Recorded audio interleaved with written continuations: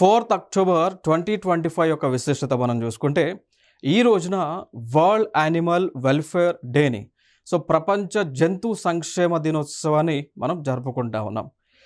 దీనిని ఇంట్రడ్యూస్ చేసినటువంటి వారు హెన్రిచ్ జిమ్మర్మ్యాన్ 1925లో వారు ఇంట్రడ్యూస్ చేశారు. అదే సంవత్సరం 1925లోనే జర్మనీ దేశంలో బెర్లిన్ నగరంలో ఈ యొక్క ప్రపంచ జంతు సంక్షేమ దినోత్సవం నిర్వహించడం జరిగింది. దాని తర్వాత 1931లో ప్రపంచ వ్యాప్తంగా కూడా ఈ యొక్క జంతు సంక్షేమ సంరక్షణ దినోత్సవాన్ని మనం నిర్వహించుకోవడం జరిగింది.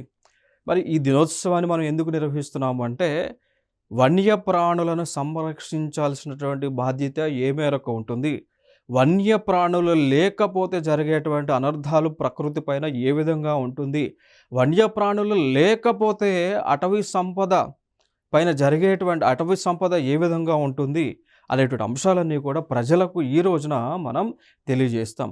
అది ఇంకా దాంతోపాటు ప్రపంచంలో ఏ జంతువులు అయితే అంతరించిపోతూ ఉన్నాయో అంతరించిపోయేటువంటి జంతువులు ఎందుకు అంతరించిపోతూ ఉన్నాయి అనేటువంటి ఇన్ఫర్మేషన్ని తెలుసుకోవడం జరుగుతుంది. క్లియర్? ఇన్ఫర్మేషన్ తెలుసుకొని ఆ జంతువులను మనం ఏ విధంగా ప్రొటెక్ట్ చేయాలనేటువంటి అంశం ఆలోచన కార్యాచరణ చేస్తామో ఈ రోజున.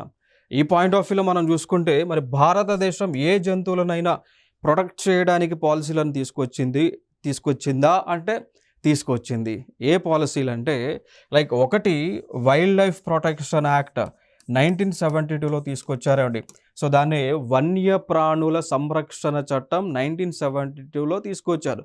ఆ చట్టాన్ని అనుసరించి భారతదేశంలో ఒక ప్రాజెక్ట్ తీసుకొచ్చారు. దాన్నే we call it as a project tiger.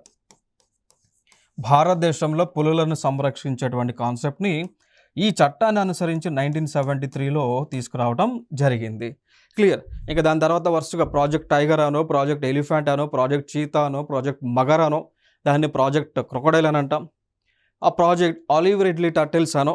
ఇట్లా రకరకాల ప్రాజెక్టులను తీసుకొచ్చి జంతువులను రక్షిస్తూ ఉన్నాం భారతదేశంలో.